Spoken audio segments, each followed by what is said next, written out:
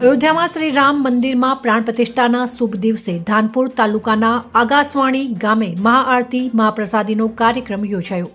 તારીખ 22 જાન્યુઆરીના શુભ દિવસે અયોધ્યામાં કેટલાય વર્ષોના સંઘર્ષ બાદ શ્રી રામ મંદિરમાં પ્રભુ શ્રી રામની મૂર્તિનો પ્રાણ પ્રતિષ્ઠા મહોત્સવ દેશના વડાપ્રધાન નરેન્દ્રભાઈ મોદી અને સંતો મહંતોની ઉપસ્થિતિમાં થવા જઈ રહ્યો છે। ત્યારે આજે ધાનપુર તાલુકાના આગાસવાણી ગામે આરતી અને મહાપ્રસાદીનો કાર્યક્રમ યોજાયો હતો।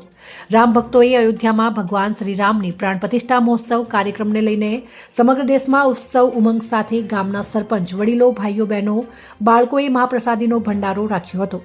આગાસવાણી ગામે શ્રી રામના ભાવિક ભક્તો સવારથી દીપ પ્રગટાવી મહાઆરતી અને મહાપ્રસાદી ભોજન ભંડારો રાખીને મોટી સંખ્યામાં રેલી યોજી ગામમાં શોભાયાત્રા કાઢવામાં આવી હતી, જેમાં બહોળી સંખ્યામાં હોળીના તહેવારની જેમ રંગો રંગોળી તેમજ ભાવિક ભક્તો રંગે રંગાયા હતા।